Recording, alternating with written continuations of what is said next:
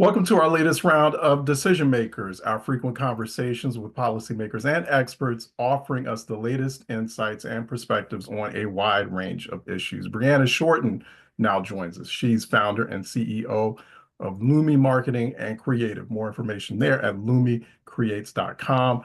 Really appreciate your time, Bree. Thanks so much for joining us. Absolutely. I'm happy to be here. All right, excellent. So your business and marketplace typically focuses on marketing, branding, and social media. So talk about how your company fits into that.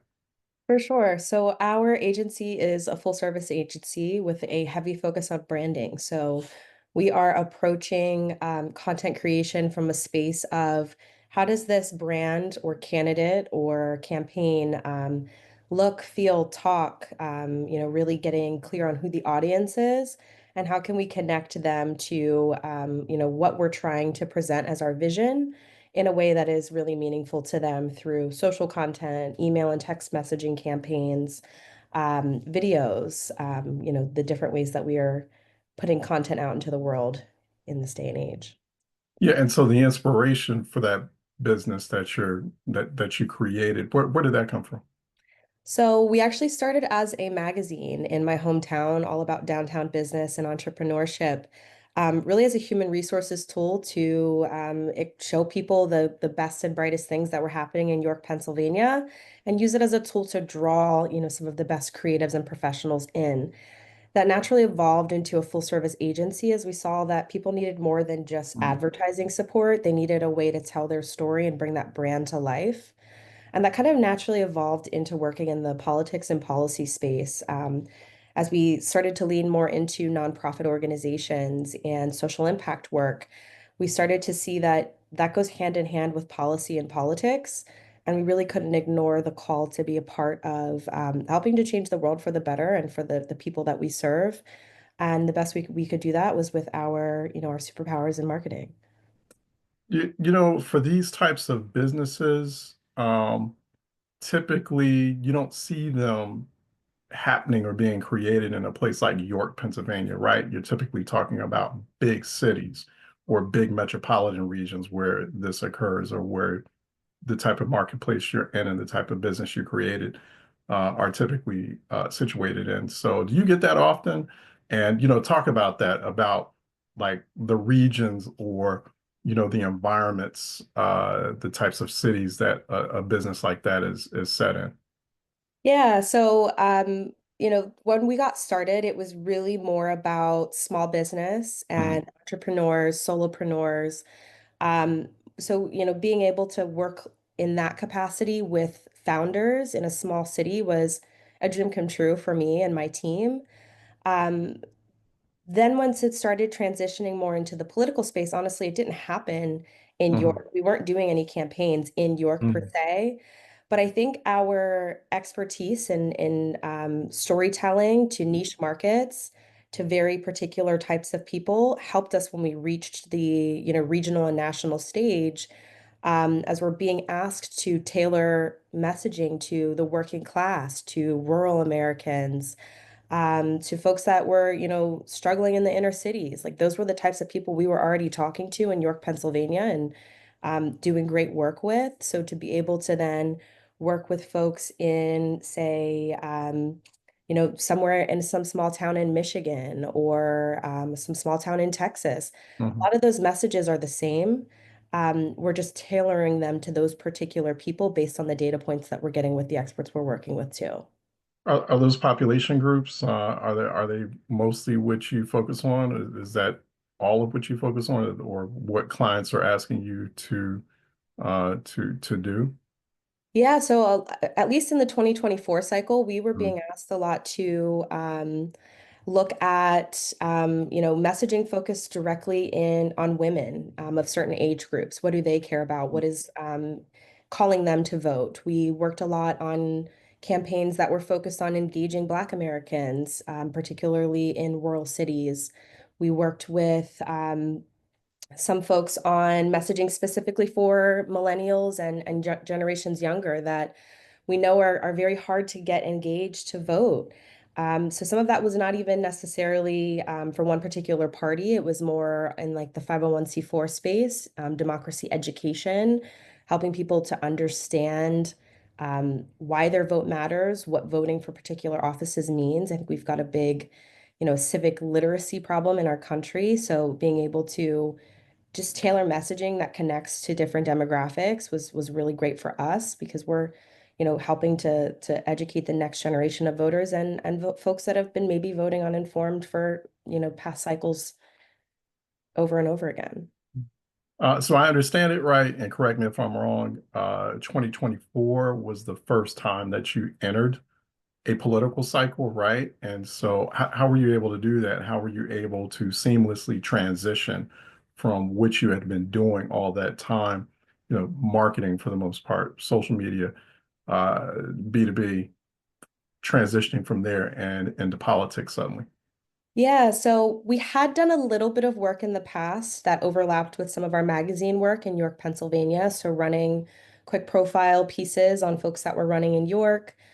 We did get to work back in, I want to say 2014 on Mayor Kim Bracey's campaign and doing a video because back then we were doing tons of video production. So we dabbled a little bit, but that was never our space.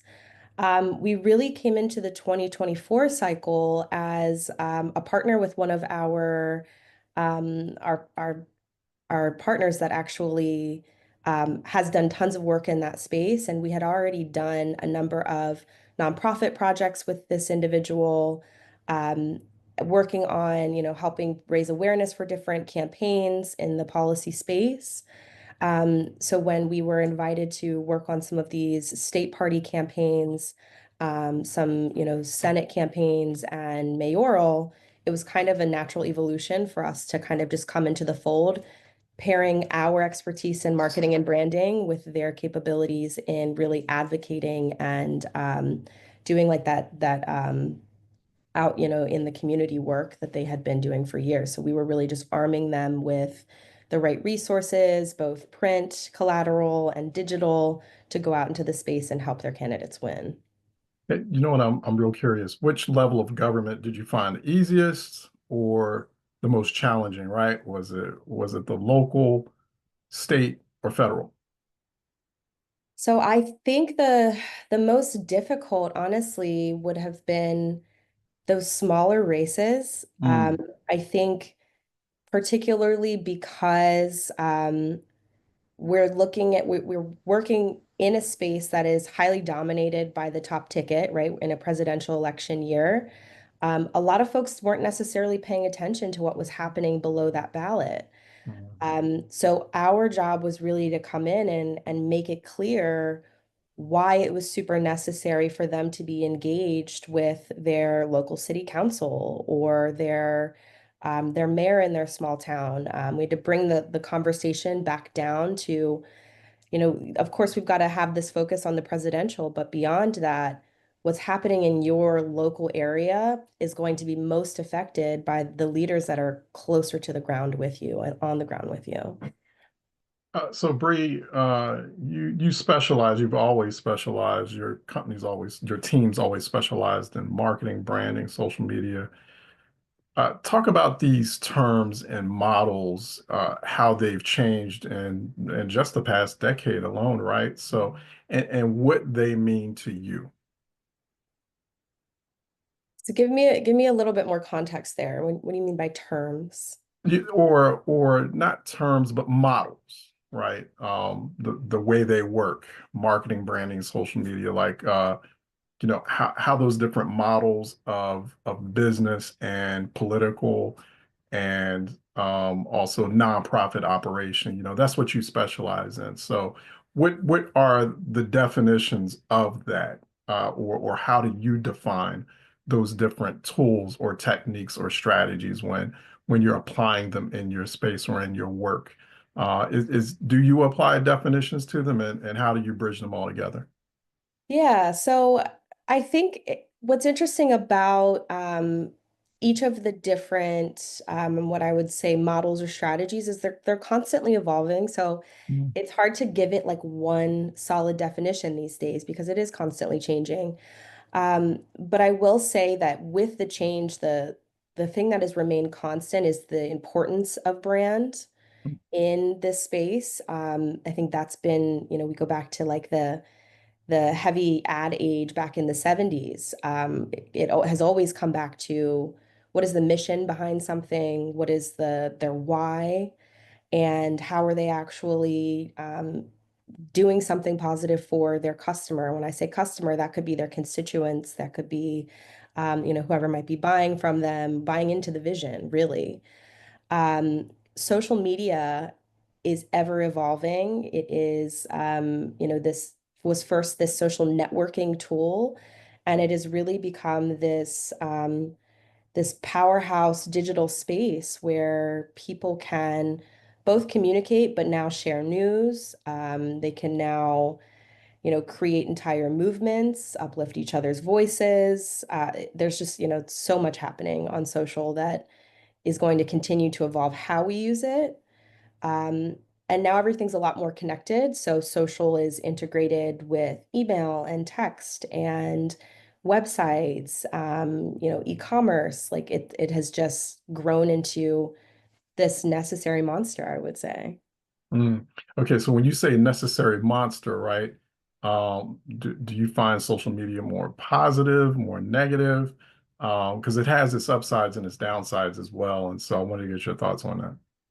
Yeah, I think it's a little bit of column A and a little bit of column B. It's positive and negative. And I don't think our I don't know that our world is any better or any worse for having had social media.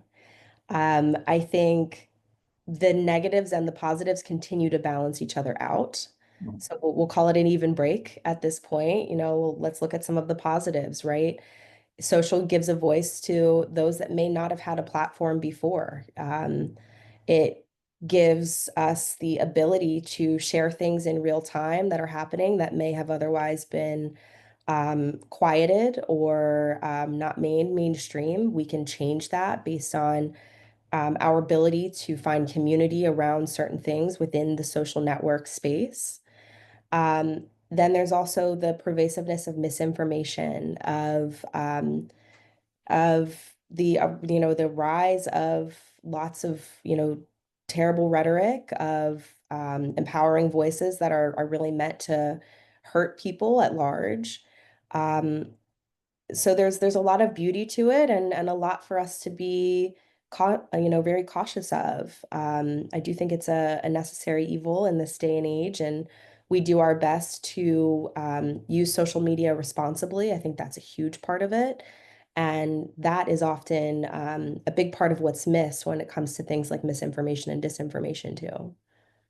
And how have those candidates, those government agencies, those policymakers, how have they been adapting to it? I don't know if you have any thoughts to share with us on that, as far as social media is concerned.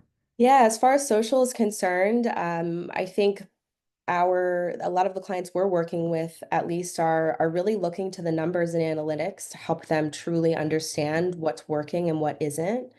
There's incredible tools out there that can help you really see um, at a quick glance what your constituents and potential voters and supporters are buying into, what they like and what they don't like based on how they're responding on social media. So that helps us get a much quicker look at how they're feeling about what we're doing and saying versus, back in the day, we had to rely on polls. And, that's still important today, but social is really like that quick benchmark to understand what's getting pick up and what isn't. I think also there is a high engagement space for people in my industry to be doing rapid response, right? It gives us the opportunity on social, if something happens, we can immediately react to it, get a statement out there, get a video out there, based on something that might have happened 20 minutes ago. So leveraging the ability to get that barrier between you and your potential supporters out of the way and connect with them in an organic social space is super powerful. Do you think that there's like a next big stage or well, a next big stage of evolution for that type of technology for for the industry that you're in. Yeah, I mean, there's there's some as we've just been talking, there's so many changes that are happening in it. There's also a lot of tribalism in it that a lot of experts, commentators have talked about. So there are some dangers. Of course, people are still talking about that, but um, do you see like a new stage of evolution from what we're saying now, or is it just going to be some of the same thing? I think the biggest thing that we can expect to see as far as changes would be this new age of AI that we're stepping into, Hmm. from a content creation space, from being able to just generate images and videos in seconds. That's going to be huge, I think, in the coming years for social media and how people leverage that for good and bad.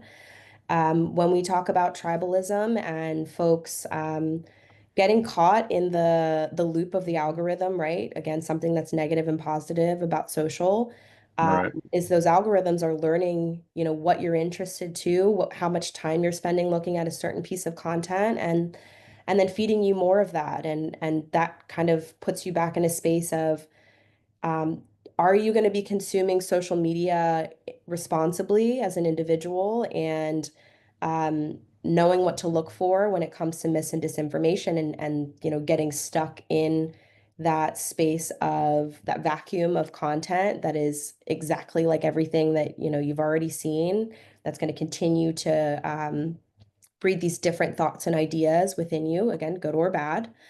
Um, do you have the tools and knowledge on how to recognize that and step outside of that and consume your social media responsibly? And then also do the research to validate what you're seeing on social. And we're continuing to see people use social as their main news source. Most people, young people, are not watching the news, they're watching social media, they're watching Instagram Reels and TikTok. So are they then taking the time to validate what they're seeing? I can't tell you how many conversations I've gone into with folks that are like, I watched this news clip or I read this article, and they can't tell you where it came from, Hmm. or where that information originated from. And they just consume it as fact. So I think that's one of the changes I can hope for. In the coming years with social media is that there are more tools out there for folks to be able to validate the information they're Hmm. consuming, um, and not get stuck in a space where they're only looking at things that are going to validate what they have already thought in the past. Maybe give them space to actually be a little bit more curious, and use some of their own investigative skills to see what's out there and decide for themselves. So your firm is a black owned business. It's woman owned, right? And so what are the opportunities you think? What are the challenges also for a firm like yours? What are you saying right now and into the future? Mm. So I will say a challenge is what it's always been. Hmm. As being a minority owned business in general, we're not going to have the same opportunity necessarily that some of our peers might. But that's not stopped us. I think for a long time I was told that there's no money in small business, there's no money in black owned, there's no money in woman owned. And we made a very conscious decision in 2020 based on our experience, right, from the time we started the business back in 2013 through 2020, um, that we were just going to work with businesses that um, had an appreciation for who we were as individuals. Most of my team are women, people within the LGBTQIA community, Black and Brown. And we had struggled for a very long time to find our footing in the corporate space. Um, and when I looked back at the businesses that I really enjoyed working with the most, and maybe they weren't the most profitable, but the ones I loved the work with, they were people that were experiencing life the same way we were and facing the same challenges we were. So we found that when we leaned into that, um, we were welcome into a community of folks that wanted to help us grow, that wanted to grow together. And some of those are businesses that were startups in 2020 that are now thriving in 2025. Um, so I guess My challenge, I would say, is nothing's changed in the corporate space for those businesses. Necessarily other than mindset for the business owners. And that's what we're changing, right? Is continuing to know that if we find like-minded people, we can do really great things together. And that does not always come down to race and sex and sexuality per se, but we do find that we have a lot more synergies with folks that have experienced the world in a similar space that we have. All right. Thanks again, Breanna, for joining us, also sharing your insights. That's it for this episode. I'm Charles Ellison, your executive producer and host. Also, a warm round of gratitude to our continuing partner, the Civic Literacy and Media Influence Institute at Learn for Life, for making this possible always. Also, a round of thanks for the support of the Council of State Governments. And Diane Ellison is executive producer. Raven Robinson is senior producer. Until then, you can find this episode and more while subscribing at thebnote.com. Thanks for watching again.